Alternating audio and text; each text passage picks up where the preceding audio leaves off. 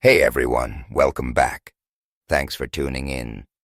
We've got a story that's going to grab you, so let's dive right in. Mark had been battling migraines his whole life, these brutal episodes that could knock him out cold. His last attack had been over a year ago, and every pain-free day since felt like a gift. Trying to explain a migraine to someone who'd never had one. Forget about it. The raw agony could push you to the edge, make you crave any escape from the torment. Even though these attacks were rare now, Mark knew better than to ignore the warning signs. 35, strong, gym-toned, he was proud of his toughness, but he also knew when to listen to his body screaming at him. This Wednesday morning, the symptoms came back, creeping in. Double vision, dizziness, and that dull, familiar throb at his temples. Danger lights flashing. He decided no way was he driving. Taxi it was. Get home fast. Before bolting, he told his assistant to cancel all his appointments. No idea if he'd be back tomorrow. Migraines could chain him down for a week sometimes, and he wasn't taking any chances. Home, he gulped down 2 heavy-duty pain pills, grabbed an ice pack, and sank into the plush armchair in the living room, right next to the master bedroom. This was his migraine sanctuary, his go-to spot for these rare but killer episodes. Ice pack pressed against his forehead, he closed his eyes, trying to wrestle the pain down with meditation. The throbbing just cranked up, but he hung on, hoping it would back off in a few hours. Drifting into that weird, half-meditative state, he heard noises downstairs. Figured it was his wife, Sarah. Didn't pay much attention. She knew the drill. Give him space when a migraine hit. What Sarah didn't know, though, was his car wasn't in the driveway. No reason for her to think he was home this early. He usually rolled in around 6 in the evening. He stayed still not worried until he heard another voice. A man's voice. Mark's breath hitched, eyes snapped open. He saw Sarah and some stranger heading upstairs toward their bedroom. He froze, barely breathing, listening hard. Sarah was on her phone, giggling like a schoolgirl as she talked. "Oh, Lisa, girl. I'm with him now. Thanks for setting this up." Pause. "Hope it goes as good as yours did last week." Another pause. "He'll call you tomorrow, set up another date. I'll give you all the dirt later. Gotta go." Mark's heart slammed against his ribs. Lisa. His brother Danny's wife. Lisa had set this up. The truth hit him like a runaway train.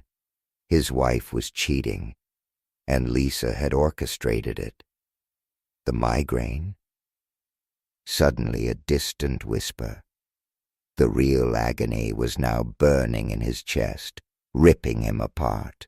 He stayed rooted, listening, stomach twisting into knots. The guy was laying it on thick, praising Sarah's beauty. Sarah laughed, whispering something about how much he loved their friendship and how impressed she was with his handling of things. Mark's blood went volcanic, hands shaking, not from the migraine, but from the raw, blistering betrayal eating him alive. Vision blurred, not from pain, but from tears welling up, hot and angry. He'd loved Sarah with everything he had.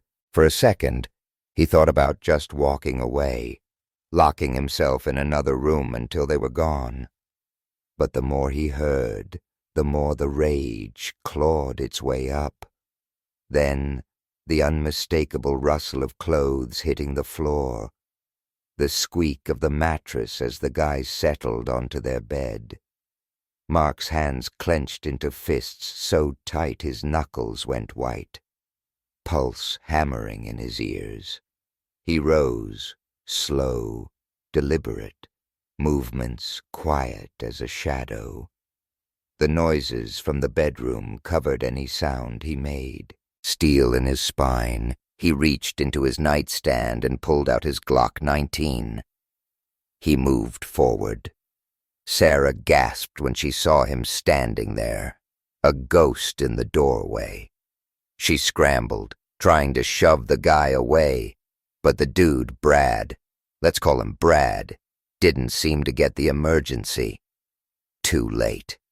Mark leveled the gun at Brad's temple and pulled the trigger.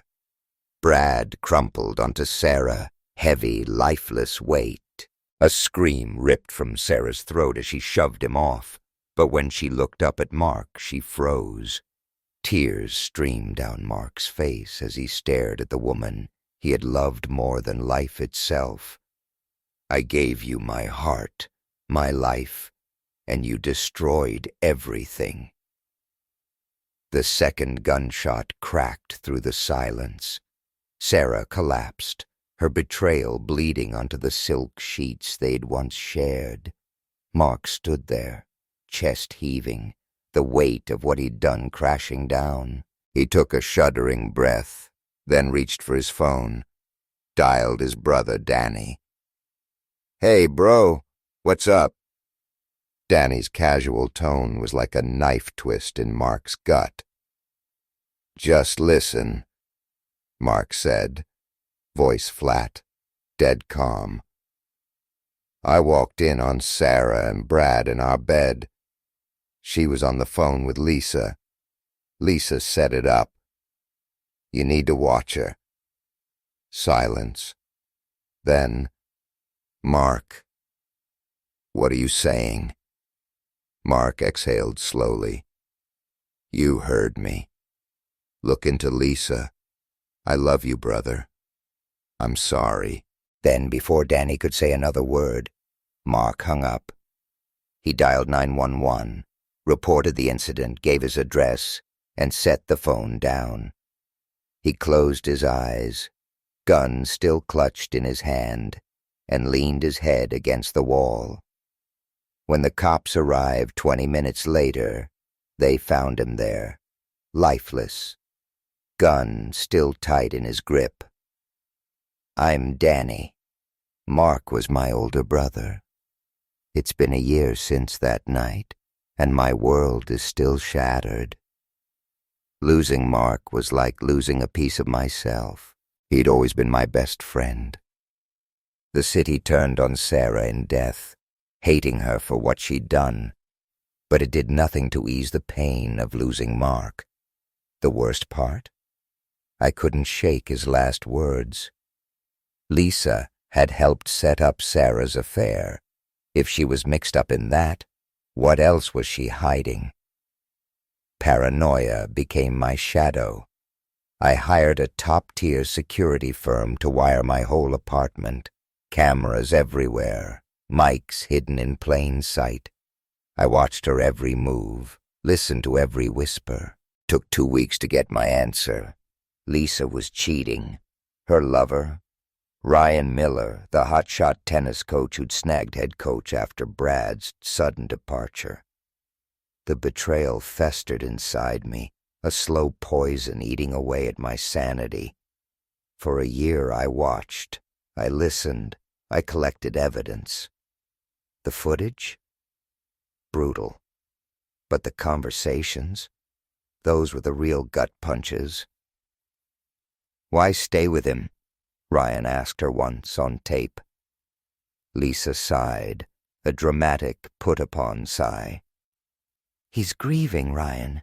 "Can't leave him now. Besides, I don't need sex with him. I have you." Those words, looping in my head over and over, poisoning me with rage. And then an opportunity landed in my lap. A charity gala. Invitation in the mail. A plan started to form, cold and sharp. It was time for my revenge. My plan was simple: give Lisa enough rope to hang herself. Predictably, the next day she called Ryan, bubbling with excitement. She'd sweet-talked him into an extended trip, 3 nights at a fancy hotel in Orlando, promised to rock his world. Naturally, he ate it up. Over the next week, they talked about it non-stop, phone calls, texts, a digital trail of betrayal. It was Lisa's idea to spin the getaway into a fake honeymoon. "Let's play bride and groom for 3 days," she texted Ryan. "Make it super real." She even suggested a new engagement ring, booking a honeymoon suite. "Wish it were real," she typed. "Wish you were really my husband." Reading those texts fueled the fire of my revenge. I was going to savor watching her world crumble. Lisa started hitting the gym extra hard, sculpting her body for him, no doubt. Didn't impress me. My cheating soon-to-be ex-wife was a stranger now, not the woman I'd loved. For those 3 days, she'd be Ryan's pretend wife, their little fantasy honeymoon. She went on a shopping spree, bikinis, lingerie, slinky dresses, all for him. Never did that for me. Any flicker of love I'd held on to, gone. This betrayal had drained the last drop of affection. The day of their escape, I called Lisa. Knew she wouldn't answer. Voicemail. Left a message. "Love you, babe. See you in 10 days. An hour later, she called back, voice dripping with fake sweetness, like she suspected nothing. "Love you too," she cooed. "Kids are at their friends'. Ordering pizza for movie night later. Miss you already." The audacity. Lying so easily without a blink. Arriving at the hotel, I handed my car to the valet, walked to the reception desk. "Mr. and Mrs. Roberts checked in yet?" I asked, casual. The receptionist smiled. "Yes, sir. Honeymoon suite. Yesterday." My anger simmered, but I stayed cool. Quick call to the hotel restaurant. Confirm the reservation for 6 p.m. Front row seat for the show. I shadowed them through dinner, keeping my distance, watching them. The way Lisa looked at him, the way they laughed. When they finished, heading for the exit, I timed it perfectly. As they turned the corner, I accidentally bumped into Ryan, almost knocked him over. "Oh man, so sorry," I said, stepping back. And then I saw her, Lisa. Mouth gaping, eyes wide, horror plastered across her face. She looked like she wanted to vanish into the floor tiles. "Lisa?" Fake surprise. "What are you doing here?" Ryan frowned, confused, glancing between us, clueless. I turned to Lisa, pretending to really see her for the first time.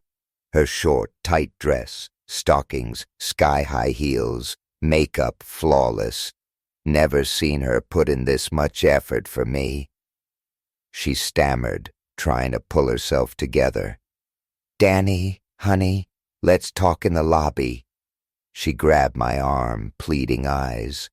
I followed, keeping my voice low, controlled, but sharp. "Just trying to understand. You said movie night with the kids, but you're here, dressed like this, with him." I turned to Ryan. "Who the hell are you?" Ryan, trying to play it cool, smirked. "Relax, man. It's not what you think. Awards banquet. Lisa was kind enough to come with me. As a friend." "A friend?" I scoffed. "So you two aren't staying here together?" Silence. They both stared at the floor. I turned back to Lisa, voice dripping with mock curiosity. "Where's your wedding ring?" She clutched her hand, suddenly realizing it was bare. In its place, a simple gold band. A new ring, symbol of her pretend honeymoon. I shook my head. You checked in as Mr. and Mrs. Roberts, didn't you? She started to cry. It's not what you think. I love you. I leaned in, voice razor sharp. Are you sleeping with him? Through her sobs, she whispered, yes. A wave of cold satisfaction washed over me, but I wasn't done. Did you pretend to be his wife? Tears streaming down her face. It wasn't real. Didn't mean anything by it. Answer the question, Lisa. Did you check into this hotel as his wife? Yes. The word fell from her lips like a death sentence. I nodded, stepping back. I see. Well, I won't keep you. Enjoy your honeymoon. I turned on my heel, heading for the exit. Wait! Lisa lunged for me. I don't want a divorce. You're my husband. I love you. I faced her one last time. No, Lisa. You love the idea of me, the security I provided, but you didn't love me. Not enough to stay faithful. Not enough to respect our marriage. She crumpled to her knees, sobbing. But I kept walking. Lisa wanted a fantasy honeymoon. Now she could live in the nightmare of reality. Later, she begged, trying to explain. Why should I be okay with my wife sleeping with another man, pretending to be his wife? She insisted it was just for a few days. She needed it. Closeness. She didn't love him, only me. Was I supposed to be cool with my wife sleeping with another guy for a few days of fun? Lisa, hysterical, sobbed into her hands, finally grasping the weight of her actions, scrambling for any excuse, begging for understanding, apologizing like crazy, swearing she loved me. Admitted it sounded bad, but we could overcome it, pleading for forgiveness, desperate to cling to our marriage. Silence hung heavy between us. The tennis guy, Ryan, got impatient, cutting in, telling me to back off, pointing out how upset Lisa was. I turned to Ryan, cold, dead stare. Shut up and get out of my sight. Told him he'd already wrecked my marriage, enough damage for one day. Ryan, unfazed, stood up, put his hand on Lisa's shoulder. Calm as you please. I'll be in the room, babe. Come up when you're done. She furiously shoved his hand away, wanting nothing to do with him in that moment. I couldn't help but laugh. It was all so clear now. Suddenly she didn't want her lover anymore. And yet, he stood there, smug, enjoying the chaos he'd caused. I taunted Lisa, still sobbing on the floor, urging her not to be rude to her new husband. Joking about ruining their honeymoon, even though we both knew she'd wanted this, didn't want me anymore.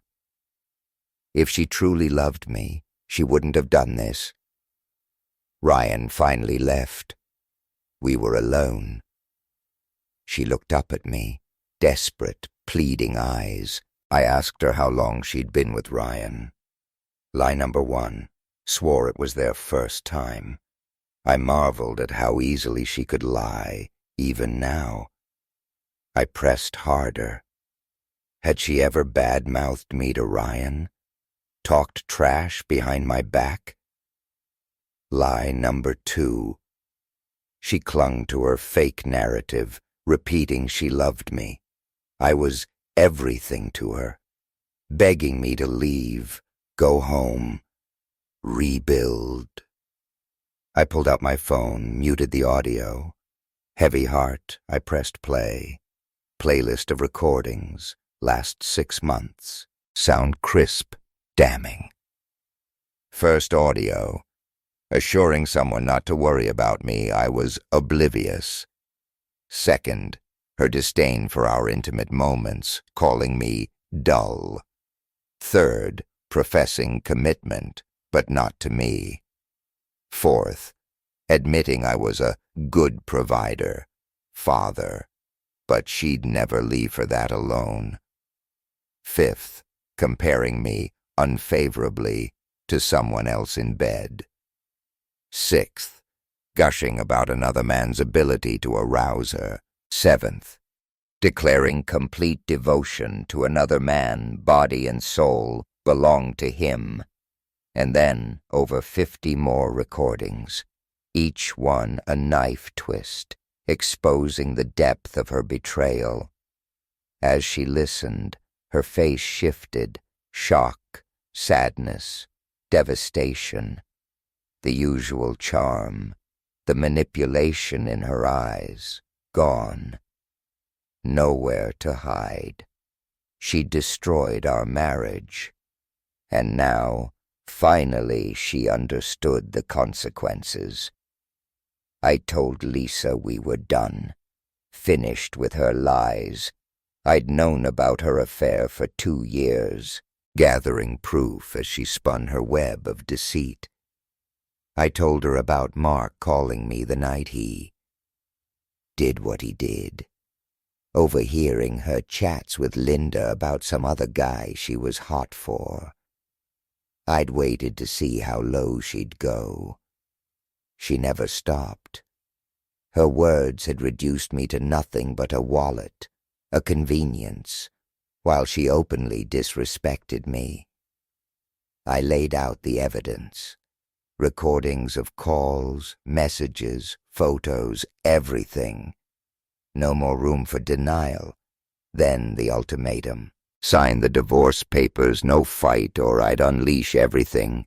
To her parents, our kids, everyone who mattered. Our kids were old enough to choose, and knowing the truth, they'd choose me. I told Lisa the most heartbreaking part was I'd loved her with everything. Planned to grow old with her. When Mark first told me about her affair, I'd refused to believe it. But the truth had clawed its way out, and my heart had shattered. And then I said something that would haunt her forever. We are never, ever getting back together. I left her sobbing in that hotel, drove home, mourned the death of my marriage and my brother. Revenge didn't bring peace. 5 years later, I met someone in a cafe. We got close, but I never remarried. Couldn't trust like that again. We dated for years, stayed friends. As for Lisa, nervous breakdown. Hospitalized for a year after the divorce. Never welcome back in our city. The truth about her role in Mark and Sarah's deaths, her betrayal, her lies, spread like wildfire. Lost custody of the kids. Saw them only on alternate weekends. Years of deep depression, weighed down by the fallout of her choices. Living off the divorce settlement. Working as a secretary in some other city. Tried church, seeking redemption. But never recovered from losing her family, the love she'd thrown away. As for Ryan, one night leaving another married woman's apartment ambush. Taser, down. Achilles tendons sliced. Tennis career over that night. Cops questioned him. He clammed up. But he remembered the voice whispering in his ear before everything went black. Stop sleeping with married women. Then silence. Gone. Dear listeners, share your thoughts in the comments below. And don't forget to like, share, and subscribe.